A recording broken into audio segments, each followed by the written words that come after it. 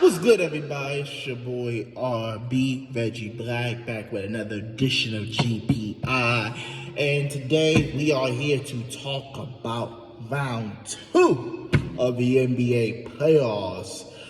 I discussed in my last video about my first round predictions and what I thought. So if you haven't seen that video, go check that video out before you check on this video, because everything that I seen here will apply to what I'm going to talk about today. So let's talk about the second round of the playoffs and some of the games that happened already and what my predictions was before the series started, because I had a series prediction, and then after last night, probably it changes, okay? So let's talk about Cavs and Indiana.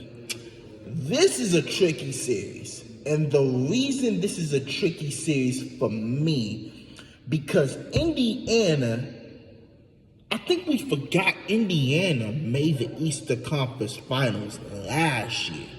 And I get it. We thought it was a fluke because the Knicks wasn't healthy and they got hurt at the wrong time and this and that. But I think Indiana winning game 1 showed me that this is not a fluke. Like them making the Eastern Conference Finals wasn't a fluke. Like they're that legit. They are for real. They are playoff ready. And when you have 7 guys that's scoring in double figures the way they're scoring, and Halber and Siakam are not giving you 20 points each in game 1, and you still getting that production and you're still winning, it shows you like, hey, they got a deep squad, they have a deep bench, and they have a talented squad at the same time. This is a squad that can cause a lot of problems for opposing teams, and just like they did with the Bucks in round 1, don't be surprised if this goes at least 6 or 7.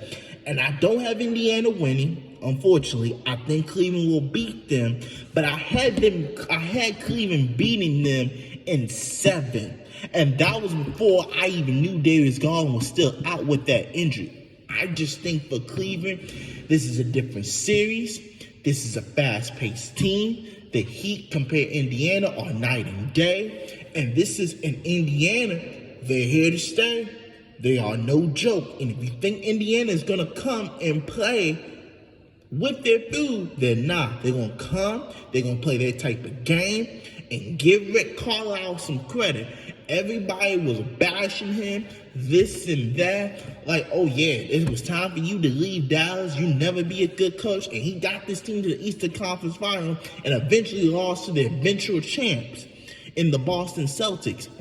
And they were, and people forget, although they swept them, Indiana was up in a few of those games. Like Indiana would have.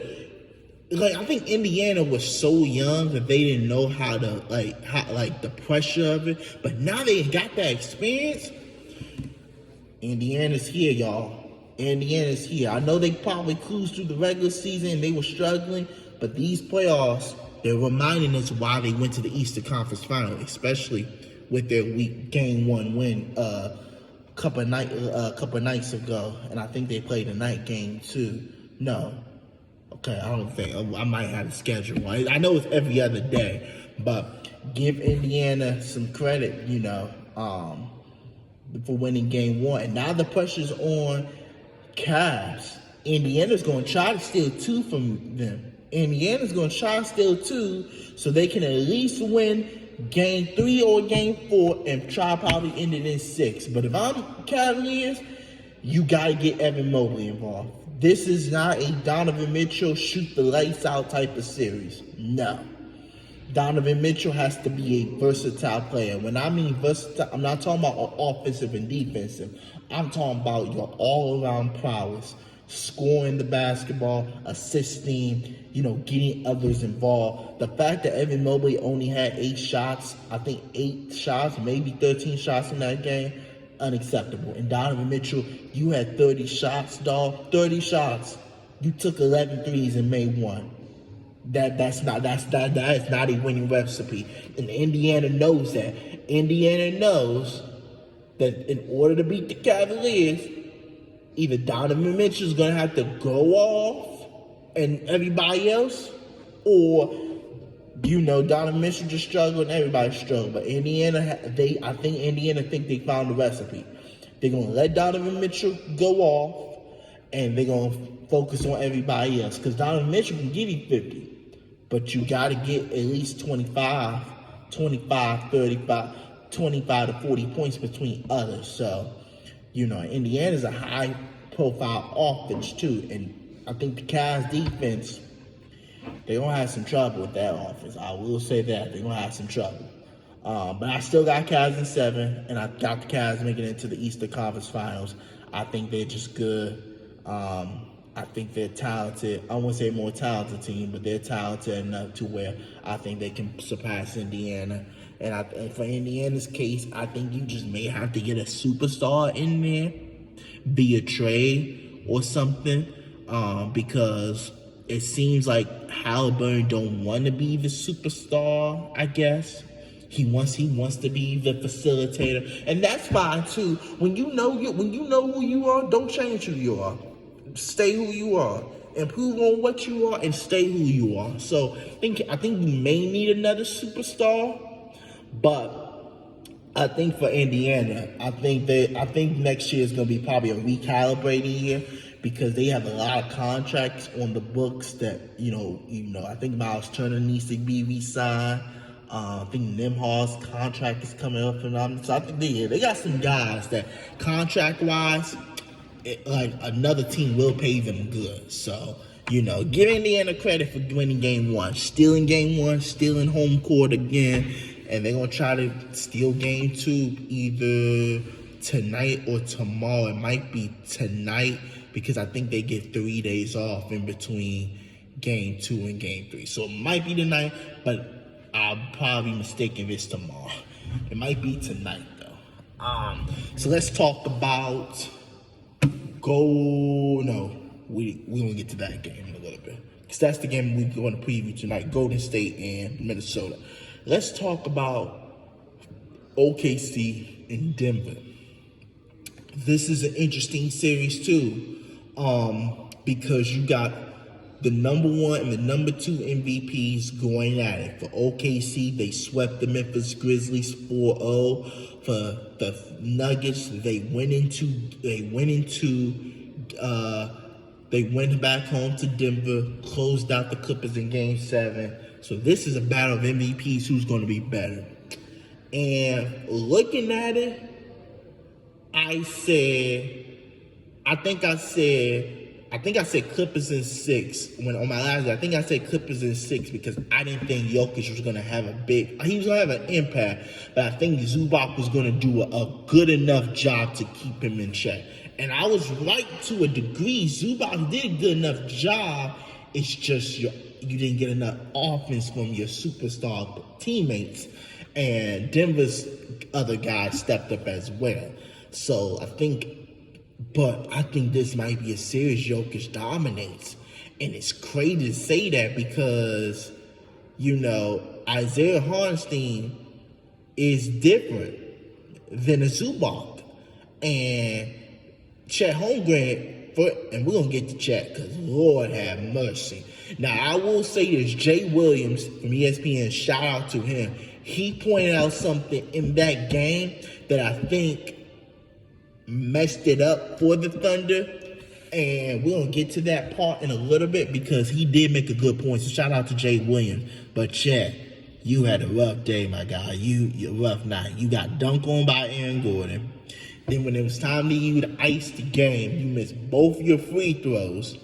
And then you allowed your guy to hit a game winner in your face. You had a Gary Trent Jr. moment. Low key, it was like, yeah. But I did have OKC in 7. I did. I do. I think this is not a series OKC can just slap by, walk by, and think they're going to win. I think they're going to, because you got to think about it. Denver's experienced. Denver is experienced. Denver has been there before. Their core guys has been there. They know what to do. And I think that's always been the question with OKC. When it's time to meet the experience, can you beat them? And if you can't beat them, you don't deserve to be talked about as the best team. Yes, they were the best team for a mile, for the whole season.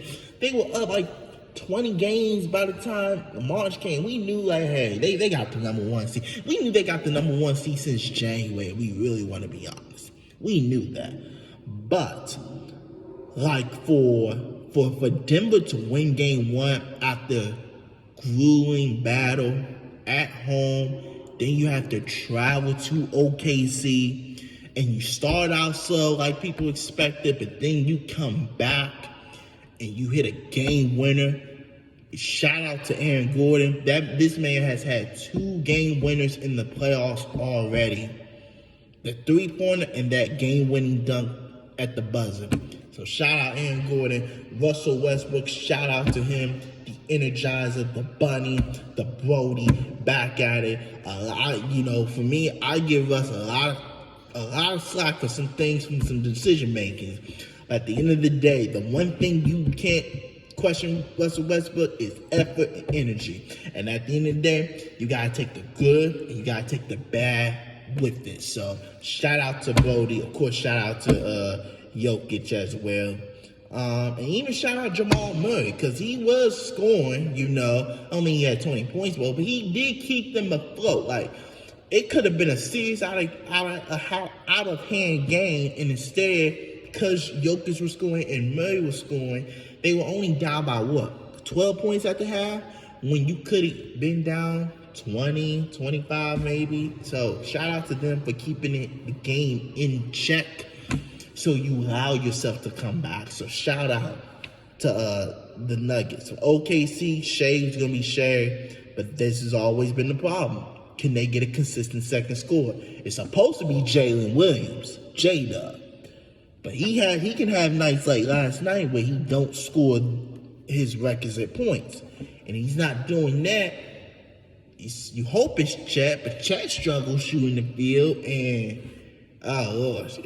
Yeah, so for OKC, it's a bummer they blew game one, because now I feel like all home teams are in trouble, and yeah. Now, the game I want to get to, and we'll get to the Warriors and Timberwolves because they play tonight. All I got to say is Boston, 63s, bro. 63s. Not 6, not 16, not 40, 63s. And you missed 45 of them. Your 63s was the most by any team in the postseason history. And then your 45 are the most. They were living like the Houston Rockets of old, where remember, I think that game 7 or game 6, one of them games where Houston went 0 for 27 from the 3 at one point, and they would drive. So you get up 20, and you basically say, all right, let's start chucking threes. We start chucking threes. At what point do you say, okay, it's time to drive into the hole? Because shooting it, and I don't have a good range, but shooting it, or good form, I should say, shooting it just not working. What point? And it's like, for Boston, it's like, dog, like, you really blew a good opportunity to pound on the Knicks, because I'm gonna be honest, I had this series in 5. I'm gonna be honest with you. I had Celtics in 5. And the reason I had Celtics in 5 was because I think the Knicks went through a grueling series with Detroit, and I just didn't think they were going to be ready. And I think Boston's just more superiorly talented than the New York Knicks, that I think Knicks may get one in Boston. The Knicks may get one in New York, but other than that, I didn't see nothing that showed me like the Knicks could truly beat them. And now after last night, what the Knicks did was they at least extended this series to 6. And why did I say 6 instead of 5? Because I think New York will win a game on their home floor. I don't think New York gets swept. I think New York wins a home game on their home floor. So now what they did was you stole a win from Boston, and I expect you to win at least a game on your homes in New York City at MSG, Madison Square Garden. So now you at least have a 6th game. And that 6th game is going to be at your home court. So now, if you get a 6th game and you win that, game 7. So for Boston, this is devastating because you thought you was going to win in 5 because y'all was so superiorly more talented. But what you did was you allowed New York to gain confidence, and now New York thinks they can beat y'all. And you gave them ample reasons to think they can beat y'all. So game 2 is going to be interesting. I think Boston win game 2. They're not going to be that stupid. But yeah, for New York, I think they're the biggest winners because everybody thought Tom Thibodeau was on the hot seat, including me. I'm be honest, that man was on the hot seat since last year. And the way he came out this season, he was definitely on the hot seat. But now that he won that game, and if they're going to win a game, he at least keeps his job for another year. He does. I hate to break it, but at least keeps his job for another year. Now, trading 5 first-round picks for Mikal Bridges, I don't agree with, but I understand why. The dude made an impact last night. He wasn't scoring, but he had a block shot on Jrue Holiday. He stole the ball from Jaylen Brown twice, made a big 3 in overtime to help them steal the deal. Jalen Brunson. It's nothing much to say about that guy. That guy is amazing. He's great, very amazing.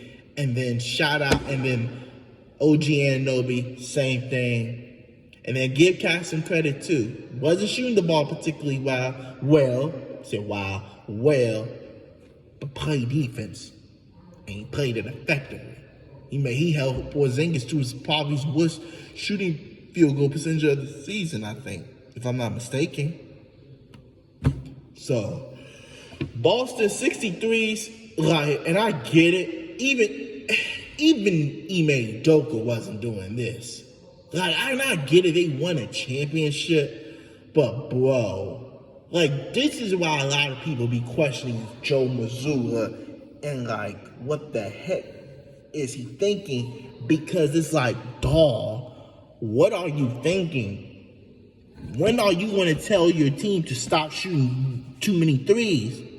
If they're not hitting, tell them to take it inside, shoot mid-range. But he never did it.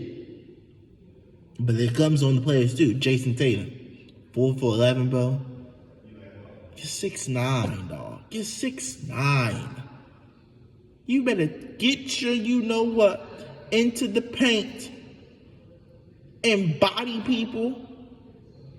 You better use your size. Back people down, use your size. Can't be shooting 11 threes and then you're 6'9", because at that point it's you're 6'9" for what?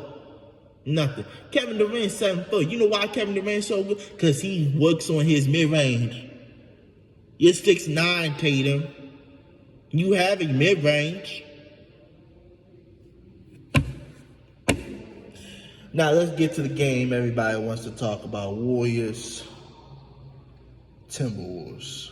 This game is pretty interesting because both teams has looked different since the last time they played. Warriors are 3-1 in the regular season against, but I think this series is different for a couple reasons. One, Jimmy Butler's there instead of Andrew Wiggins, and I think that kind of hurts Golden State from this standpoint.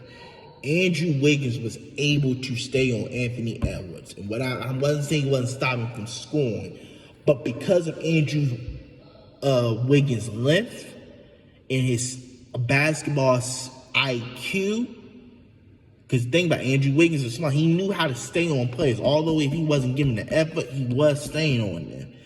It did affect Anthony Edwards. Excuse me, I'm yawning. I'm not even time, just yawning. And at that point, it's like, okay, well, we get what you're saying. Now you got to put Moses Moody on here. And Moses Moody is young. Moses Moody has shown sometimes the inner capabilities of staying on his guy. And if you can't stay on your guy, you gonna let Anthony Edwards drop 40 on your head. So I think this series is going to be huge for Anthony Edwards. I think Anthony Edwards will average at least 28 in this series. But I can say the same thing about Steph. I think Steph will average 28 in this series because he's playing a different type of defense. Like, I think Houston's defense was more like low. I don't know how I put it. I'm not the basketball brains, but Houston had a more like a tight defense in terms of like the type of players that he was being guarded against. Steph does better against bigger guys, and because the Minnesota Timberwolves are bigger as a team, Steph normally does better, but he has struggled against Jaden McDaniels. So I will say this: if Minnesota wants to be the Curry stopper, I will let Jaden McDaniels fall Curry. I will tell him like, hey, your job in this series is to be the Curry stopper. So every time Curry goes to the bench, you're heading to the bench. Every time he subs in, you subbing in. You are officially the Curry stopper, and you go from there. Now maybe his offensive game gets a little bit broken at some point. But it'll be at what point though? It'd be probably better for the cause because Steph Curry's not beating you. Maybe somebody else. I think, and I think it's for both teams. Do not let your best players beat you. So for Minnesota, do not let Steph Curry and Jimmy Butler beat you. I don't care if anybody else beat me. Do not let them beat us. For Golden State, do not let Anthony Edwards beat you. And if you want to say Julius Randle, okay, Julius Randle as well, because he is considered the second best star or the second best player on the team. So do not let them beat you. This is going to be a good series. I have Warriors in 6, honestly. A lot of people have Warriors and Timberwolves in 6, Timberwolves in 7, and I'm thinking about here like, okay, I get Golden State's coming off a crazy series, and I think we all love Anthony Edwards, but Steph Curry has something to play for. Jimmy definitely has something to play for. Draymond definitely has something to play for. He's the one that guaranteed a championship. Can't just guarantee something and then get eliminated in the second round. You're like a fool saying that. Just no. So I think Golden State will surprise a lot of people. I think Golden State in 6 is very possible, and I have Golden State in 6. I think Golden State will take one of the two from Minnesota, and I think they will win both games in Golden State like they did with the Rockets, and then they will realize, and then remember, I think Minnesota will win Game 5, and I think the transition from round 1 into round 2 is that they will have 3 days rest between Game 5 and Game 6. And I think because of the 3-day rest, they're going to get Game 6 in Golden State. And Golden State will be playing OKC in the Western Conference Finals. So for my Eastern Conference Finals prediction, I have Boston and Cavs, of course. And then for the Western Conference Final, I have Warriors OKC. If I'm wrong, I'll eat crow. But other than that, I think I will say this. If I'm the Warriors, I want to see OKC. Because they play a similar style to you. I wouldn't want to see the Nuggets. Because the Nuggets play a different style that, like, Jokic is going to be hard to stop. And Gordon's low-key is going to be hard to stop. I wouldn't want to see the Nuggets. If I'm going to, I'm not trying to see the Nuggets. For 7 games, no. Not trying to see them. I'd rather see OKC because they play a finesse type of style like us. Like, I get Hardenstein and Chet, but they really not about to score like 30 points and 20 rebounds. Like, they like to play a little finesse too. So, those are my predictions for round 2. And my thoughts and series on some of the games that happened so far. And then tomorrow we're gonna talk about make a video talking about Warriors Minnesota game 1, Cavs and Indiana game 2 possibly. Like, share, comment, subscribe if you're brand new. I'm out, y'all. Thank you for another edition of GPI. I'm your man, RB, and we'll catch y'all.